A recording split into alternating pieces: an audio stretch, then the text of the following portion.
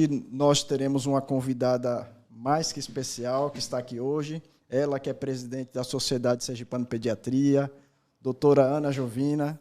Seja bem-vinda ao nosso podcast, A Voz do Médico, viu? Seja bem-vinda. Muito obrigada, é um prazer muito grande estar aqui na Voz do Médico. Boa noite. A alegria da gente, né, estar recebendo você aqui, que a gente vai explorar muita coisa, de tanto conhecimento, tantas informações, né? Então, uma alegria estar contigo. E quem é a Ana Jovina? Nasceu onde? Eu sou uma ceboleira, eu sou nascida em Itabaiana, sou itabaianense. Olha, Itabaiana, Gemiro. Fique à vontade para falar mais da sua parte pessoal, daqui a pouco a gente vai por outro caminho. Você estudou onde, ensino médio? Eu estudei no Murilo Braga. Eu estudei até a 8ª série no Colégio Dom Bosco, que é o Colégio das Freiras, lá de Itabaiana. E não tinha ensino médio, a gente na 8ª série tinha que ou vir para Aracaju ou ir para o Murilo Braga. Eu sempre quis fazer medicina. Minha mãe, na época, era diretora do Colégio Murilo Braga. E ela dizia que eu não vinha para Aracaju, não, que eu tinha que estudar lá, que eu ia passar no vestibular estudando lá. E fiz o ensino médio lá e passei no meu primeiro vestibular. Eu tinha 16 anos quando eu fiz o primeiro vestibular.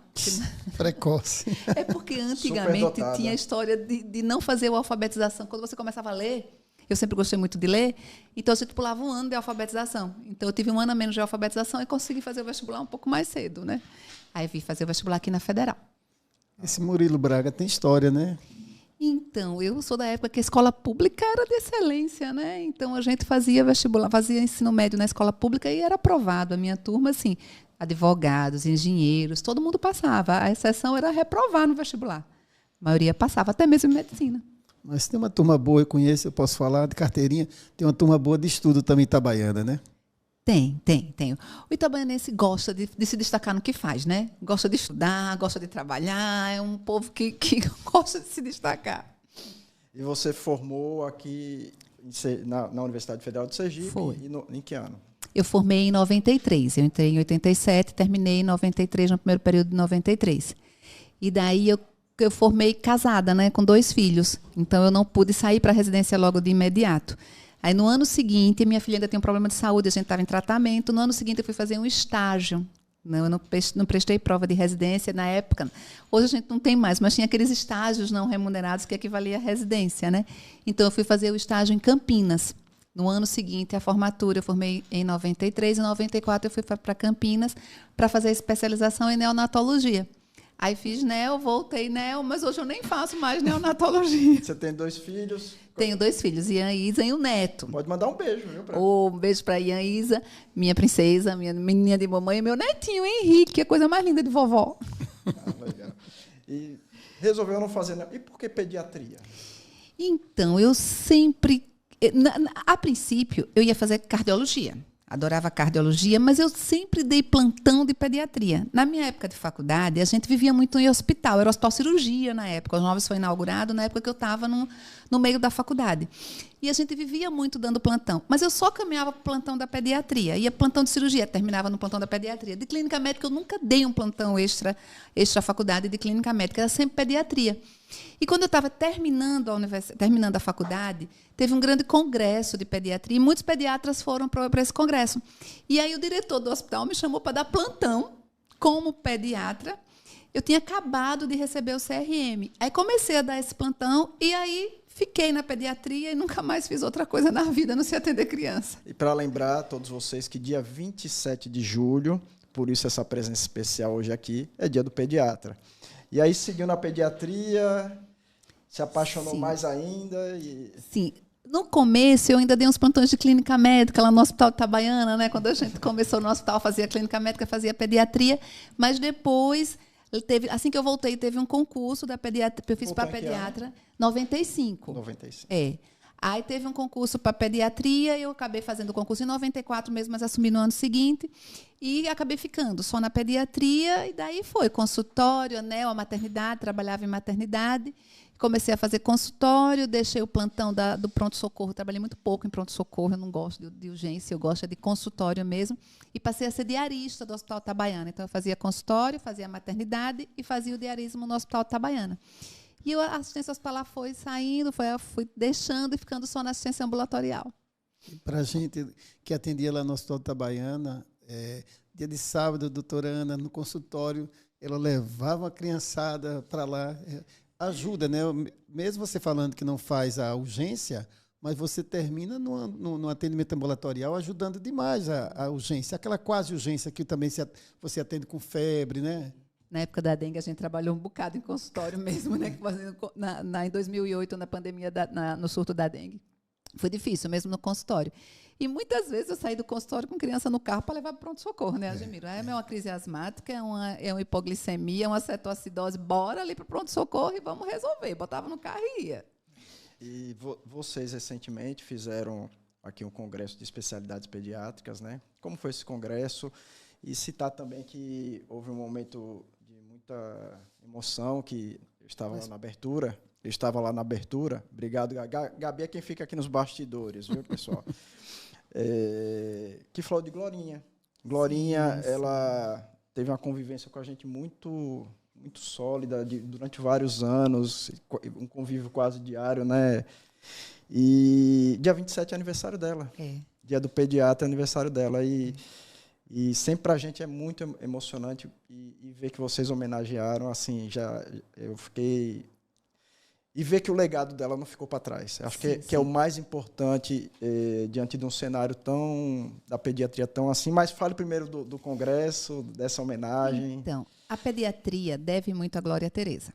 Muito, muito à Glória Teresa. A pediatria sergipana é uma antes e depois de Glória. E, assim, a minha relação com Glória não é só profissional, nós somos vizinhas de porta. Nós morávamos no mesmo andar, do mesmo prédio, depois ela saiu, eu acabei saindo, mas a gente nunca perdeu o contato. E o Congresso de Especialidades Pediátricas é o grande evento da pediatria do Estado.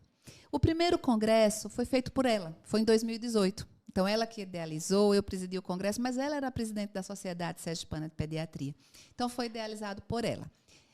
A gente estava na véspera do fechamento do lockdown aqui em Sergipe, a gente estava na reunião para abrir as inscrições em 2020 para o congresso em julho. Veio o lockdown, a gente resolveu não queria fazer presencial. No ano seguinte, a gente perdeu, Glória Teresa. Perdemos a vontade de fazer o congresso também. Precisamos nos erguermos, adquirir coragem. Recuperar as forças, né? Juntar todo mundo para ter coragem de fazer o segundo evento que foi idealizado por ela. E resolvemos fazer esse ano. Foi um sucesso.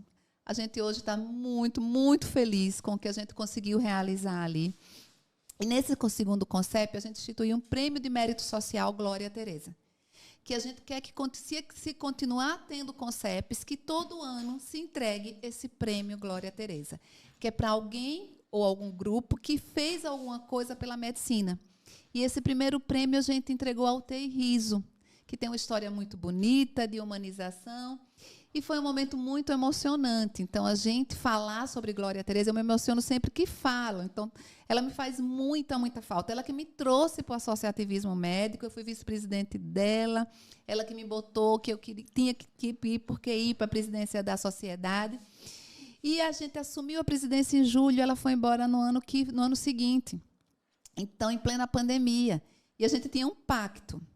Você vai continuar na defesa profissional e eu vou trazer mais a ciência, o academicismo para a nossa sociedade, que a sociedade de pediatria ela é essencialmente científica. Então, quando ela foi embora, eu fiquei de braço e perna quebrada. E, então, a defesa profissional não fui trabalhada para isso. Ela me trabalhou para assumir a sociedade, mas com ela na defesa profissional. Então, ainda hoje, quando eu tenho alguma demanda assim, profissional, eu me vejo querendo ligar para a Glória me orientar o que é que eu preciso fazer. Mas ela é muito sábia, eu acho que ela está iluminando a gente onde ela estiver e está fazendo com que a gente siga os caminhos que a pediatria precisa para a gente ser cada dia mais forte. Que bom. Eu queria saber um pouco sobre esse congresso de especialidade. Um nome diferente, né? Sergipe é um estado pequeno. A gente tem associados na SOCEP 260 e poucos associados, 400 e poucos pediatras aqui no estado. Então, se a gente fizesse um evento, um congresso de pediatria, com o porte que a gente queria fazer, mas só porque envolvesse pediatra, talvez a gente não tivesse o público que a gente queria abranger. Então, a gente resolveu fazer um congresso de especialidades voltado aos profissionais de saúde que trabalhem com a infância e adolescência. Então, educadores, fisioterapeutas, fonos, nutricionistas. Então, a gente sempre tem mesas voltadas para... algumas voltadas só para a atenção pediátrica mesmo, assistência médica, mas temos cursos, congressos, a gente teve nutricionista dando aula, obstetra dando aula no nosso congresso, que é para a gente trazer outras especialidades que trabalhem também com a pediatria, para que nos permita fazer um congresso grande, um congresso de 400 pessoas, um congresso que tenha um porte que Sergipe merece, né? Um grande congresso. Nós fizemos um maravilhoso congresso. Foi um sucesso, então. Foi um sucesso. Ah, legal. E nesse cenário, e aí já entrando nos temas mais polêmicos, eu vi que você está com o Zé Gotinha no pescoço. E eu vi que no início, antes da abertura, teve uma palestra e foi tocado no assunto vacinação. Nesse cenário, que a gente percebe que crianças chegando aos ambulatórios, crianças chegando sem o cartão de vacinação completo. Nesse cenário, vocês chegaram a debater as táticas de como a gente intervir nessa realidade, como é que a gente pode, enquanto Sociedade Sergipana de Pediatria, enquanto sindicato, de que forma a gente pode chegar até essa cidadã que está lá no interior de Sergipe, que vem com a carteirinha dela em branco praticamente com a criança. E aí a gente vai entrar em outros assuntos, que é a desnutrição crescente, a criança chegando com kwashiorkor, foi citado. Problemas no que diz respeito ao acompanhamento. E aí, depois eu toco num mais polêmico ainda, mas vamos lá. Então, a conferência de abertura foi sobre a vacinação, né? O papel do Brasil e da pediatria no retorno da excelência da cobertura vacinal aqui no Brasil. E a gente teve também no Congresso uma mesa sobre profissão pediatra. Na conferência, por ser conferência de abertura, não teve como a gente abrir o debate, mas teve uma mesa, profissão pediatra, que a gente teve um ex-ligante, que hoje é pediatra, eu que estava como pediatra, especialista em pediatria, e o pediatra com área de atuação. E, nesse momento, a gente conversou sobre a prática pediátrica, o papel do pediatra na recuperação de cobertura vacinal, na nutrição, no aleitamento, no acompanhamento do desenvolvimento. E aí foi conversado, sim, sobre o que é que a gente pode fazer para aumentar essa cobertura vacinal. A gente sabe que os brasileirinhos, as crianças brasileiras, estão pagando um preço muito alto por políticas de saúde que tiraram o pediatra de alguns níveis de assistência. E a gente acredita essa baixa cobertura vacinal a retirada desse importante agente promotor de saúde na atenção básica, que é o pediatra. Quem é que abre caderneta de vacina em todas as consultas e percebe que aquela vacinação está faltando e que precisa vacinar? É o pediatra. Então, a partir do momento que... Claro que não é só isso, né? A gente tem todo um contexto que, com a pandemia, agravou mais ainda. Mas a retirada desse agente promotor de saúde, que é o pediatra, da atenção básica, é uma causa importante dessa baixa cobertura vacinal. A gente paga também um preço pela excelência do PNI. O PNI é um programa de excelência. Mas essa excelência se deu às custas de aumento de número de vacinas, aumento de salas de vacina. Consequentemente, aumento de profissionais para trabalhar nessas salas de vacina, sem a devida capacitação. Então, o que é que a gente vê hoje também? Muitos adiamentos de vacinas sem necessidade. Como hoje, por exemplo, a gente atendeu uma criança de 6 meses de idade que tinha ido lá no posto de saúde e tomou as vacinas dos 6 meses. Tomou a DPT e tomou a VIP. Tranquilo. Aí a gente perguntou, e por que não tomou a vacina da Covid e da influenza? Aí tem essa vacina para tomar com 6 meses? Você não, eu ainda perguntei assim, você não deu a da Covid porque você não quer dar? Você tem alguma resistência da vacina da Covid? Não, não é resistência nenhuma. Eu quero dar a vacina da Covid à minha filha. Mas ninguém me ofereceu. Então, são oportunidades perdidas de vacina. Se a criança vai na unidade básica, se entrega o cartão de vacina ao vacinador, você, enquanto vacinador, você tem que fazer o quê? Dar todas as vacinas indicadas para aquela faixa etária. Aí a criança vai, toma 2 e ficam as outras 2, a influenza e a Covid sem tomar. Então, a gente tem que trabalhar muito com essas ações na sala de vacina, nas consultas de crianças que não são feitas por pediatras, para que se olhe caderneta e que não se perca a oportunidade de vacinar. Tudo é questão de oportunidade, né? A doutora Ana falando, e eu lembrando aqui, eu trabalhei com uma conterrânea sua, era Ana Mendonça, uma enfermeira, que terminou falecendo, lamentavelmente, mas um doce de pessoa, e a gente saindo, a gente médico, ela enfermeira lá de Rosário, a gente visitava as fazendas, e quando pegava aquela criança, tinha que dar aquelas vacinas naquela fazenda, que geralmente já estava atrasado, obviamente, mas é um trabalho que deve ser feito, que precisa ser feito, né? Levar a vacina para a criança, que era o que vocês faziam, botava o cooler no Sim. carro e levava a vacina para a criança. Hoje a gente espera que a criança venha para a vacina. É outra coisa que mudou muito. O carro da equipe da estratégia de saúde da família saía com o médico, o enfermeiro, o técnico e a caixa de vacina. Para levar na fazenda, na escola onde a criança estivesse. Hoje não. Hoje a criança tem que vir para a vacina. Eu estou falando de pertinho aqui, Rosário, apesar que eu tomei umas ferroadas de marimbondo na cabeça, abrindo a fazenda, abrindo lá a porteira. Aí, mas era aquilo que a gente fazia, visitar uma fazenda, a outra. Aí quem conheceu a Ana, outra xará sua, né, a Ana, era uma pessoa muito doce, muito competente, de uma alegria. E ela, doutor Ademir, convença ali, doutor Ademir, vamos aplicar a vacina. A criança ia ficar chorando, né? E a gente saía depois sorrindo, né? E um tema polêmico que a Aline fez um estudo, fez um levantamento que trata justamente da mortalidade infantil. E Sergipe está no ranking entre os primeiros, negativamente, entre os primeiros. Porque está tendo esse crescimento da mortalidade infantil. E olha que uma das metas do milênio era que nós baixássemos consideravelmente essa... Uma das metas era Você baixar... tem que dizer onde ela apresentou esses dados, lá no Fórum da Saúde. Da Fundação do Sindicato dos Ele Médicos. fez falta, perdi, infelizmente. Estava num evento, numa reunião da Sociedade Brasileira, né? Seria ela, uma das apresentadoras, né? Mas a Aline representou muito bem a sociedade sergipana. A Aline é uma defensora da pediatria também, uma grande companheira da gente lá. É a segunda Glória Tereza, viu? A Aline vai... E agora precisa perder meio de microfone. Eu chamei. Aline, você vai. Não vou, não. Eu apresento palestra, mas microfone não é comigo. Mas não chame para ela dar uma entrevista. De jeito nenhum, não vai de jeito nenhum. Você apresentou muito bem, não foi? Apresentou, sim. Ela dá aula divinamente, mas morre de medo de câmara. E, então, aí o Sergipe tem uma taxa de mortalidade infantil maior do que a média nacional e é o top 1, infelizmente, do Nordeste, né?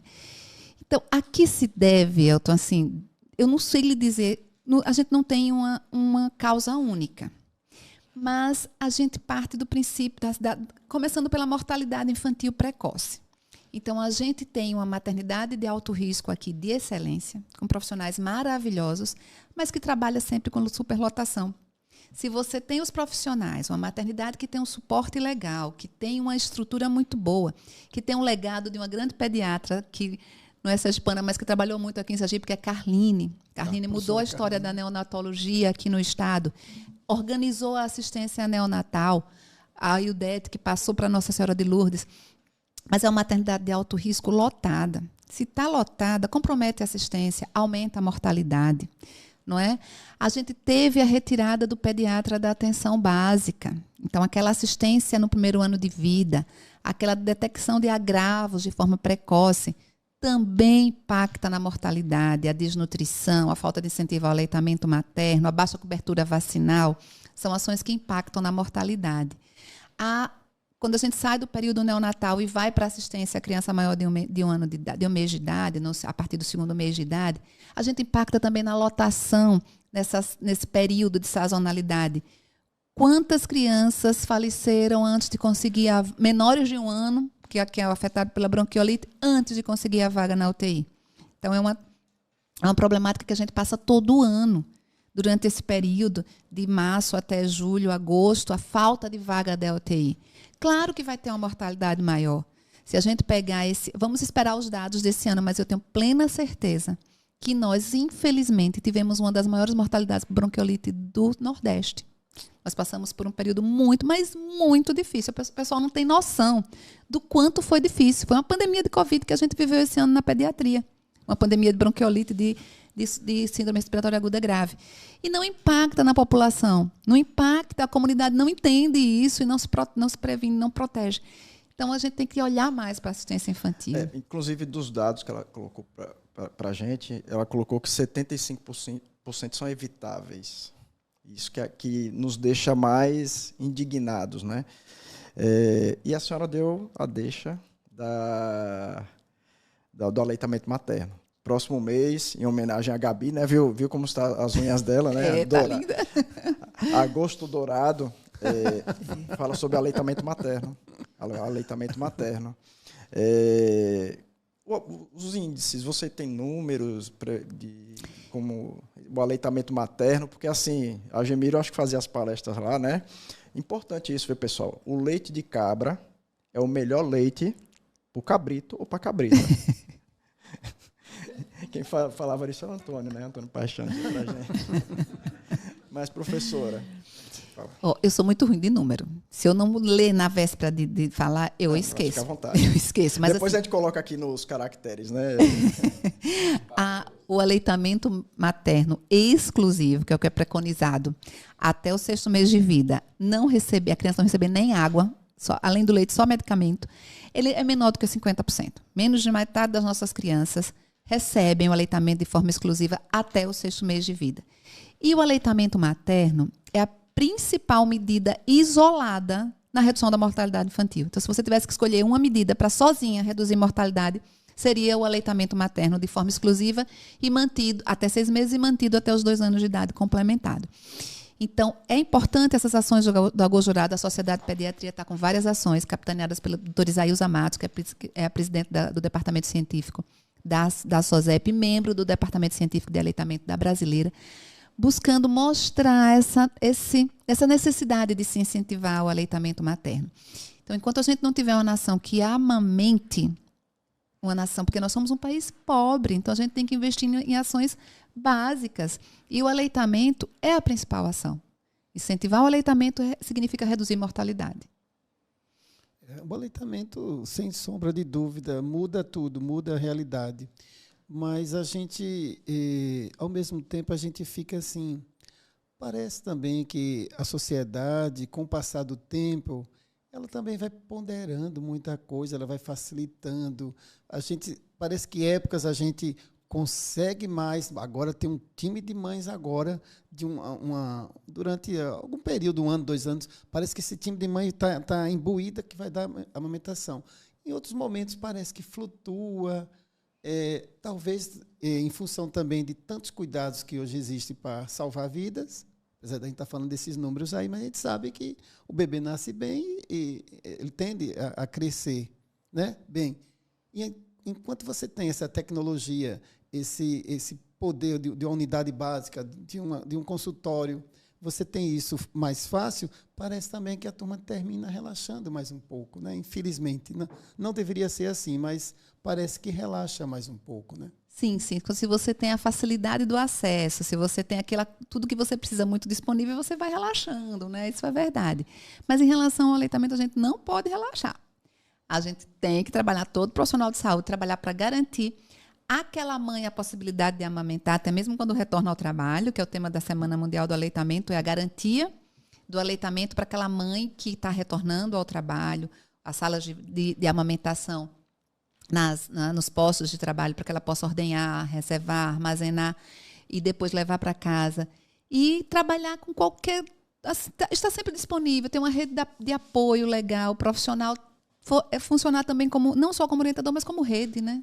Professora... Eu acho, doutor, só um instantinho, aproveitando aqui, eu até, assim, eu estou na unidade básica de saúde, lá do Francisco Fonseca, há 16 anos. Infelizmente, a gente faz palestra de hipertensão, diabetes, tabagismo, que a gente trabalha muito, e outros. E, lamentavelmente, eu acho que eu só fiz 1 ou 2 palestras sobre amamentação em 16 anos. Ou seja, parece que até o profissional acha que já está tudo resolvido, vai cuidar da pressão alta, do diabetes, orientar o diabetes, né? Então, e aí acha que já está tudo resolvido e não está, né? Exatamente, porque você está lá com várias atribuições. Não só como pediatra. Você está com várias atribuições e isso aí acaba levando à diluição do serviço mesmo, né? Por favor, você não vai olhar para a câmera aqui. Vai, como leigo, você vai dizer quais são os benefícios, porque nós vamos fazer um vídeo, um corte, um Reels. Eu estou aprendendo, viu? Qual a importância do aleitamento materno, quais são os benefícios do aleitamento materno para a mãe, que vai... Para a mãe. Para a mãe. Bom, então a gente sabe que os benefícios do aleitamento materno, eles vão desde do lactante para lactante, do lactente para lactante. Então, como a mãe se beneficia no ato de oferecer o leite materno para a sua criança? Primeiro, o leite materno vai funcionar associado com outras medidas de contracepção na evitar uma nova gravidez. Outra coisa muito importante, reduzir a possibilidade de câncer de ovário e câncer de mama. Ajudar, uma coisa que preocupa muito as famílias, as mães hoje, é a estética, né? Então, ajuda na redução do peso mais rápido. A mãe volta mais rápido ao seu peso pré-gestacional quando está amamentando. Além dos benefícios financeiros. Se não vai comprar fórmula, vai sobrar dinheiro para outras coisas. Tem o benefício ecológico. Se você oferece o seu peito, vai ter que produzir... as indústrias vão produzir menos lata, menos rótulo, derrubar menos árvore, precisar de menos material e também vai reduzir o descarte dessas latas de leite. Então, os benefícios do aleitamento eles são individuais e coletivos. E para a criança? Nossa senhora, eu vou passar o resto da noite aqui falando dos benefícios da criança. Então, o aleitamento materno é a principal medida individual na redução da mortalidade infantil. Então, ela previne doenças durante o período enquanto a criança está amamentando, aumenta a resistência imunológica, diminui o risco de diarreia, o risco de infecção respiratória e também vai promover saúde futura. Então, a criança que recebe aleitamento materno exclusivo até 6º mês e mantido até pelo menos os 2 anos de idade, ela vai ter um risco menor de obesidade. Se vai ter menos obesidade infantil, vai ter menos obesidade do adulto, consequentemente, um risco menor de doenças crônicas não transmissíveis do adulto, como câncer, hipertensão, a própria obesidade do adulto, a dislipidemia. Vai ter um coeficiente de inteligência maior. O aleitamento materno, isso é mais do que provado, aumenta o coeficiente de inteligência e adultos que receberam leite materno durante um tempo mais prolongado na infância têm posições acadêmicas e sociais melhores, têm a possibilidade de ter um emprego melhor do que aquele que não amamentou. Então, os benefícios são muito grandes. Obrigado, professora Gemiro. Faça as considerações finais. Agradecer, né, a presença. Já se passaram 30 minutos, não é possível. Quer dizer, um papo desse, descontraído, né? Como o doutor falou, a gente passaria dias aqui com a doutora Ana Jovina, com milhares de informações para vocês aí. Não deixe de assistir esse podcast, está muito bom. E daqui mais um tempo ela vai voltar, né? Praticamente vai ser sócia. Será um grande prazer. Professora, manda um recado para os pediatras, né? Semana da Pediatria, fica à vontade. No dia 27, agora de julho, a gente comemora o Dia do Pediatra. A gente tem muito o que comemorar. A gente tem muito o que fazer, mas a gente tem muito o que comemorar também. Comemorar por sermos aqueles agentes promotores de saúde, aqueles agentes que trabalham na prevenção das doenças e na saúde da criança e do adulto. Então, é muito bom ser pediatra. Eu deixo um abraço muito apertado para os meus colegas pediatras, para os meus residentes de pediatria, para os meus alunos que espero que façam pediatria também. Muito obrigada. Um abraço a todos os colegas pediatras. É uma honra que nós tivemos ter a doutora Glória ali conosco, né, na luta para que a pediatria se fortalecesse, não só na saúde pública, como também ela teve embates na CBHPM, na luta para que os profissionais pediatras fossem melhor remunerados, tivessem condições de trabalho dignas. Então, aos pediatras, um grande abraço. E a professora sempre estará aqui, né? Como nós dissemos, uma sócia proprietária praticamente. Obrigado, professora. Eu que agradeço. Bem, pessoal, voltamos de mais um bloco da Voz do Médico.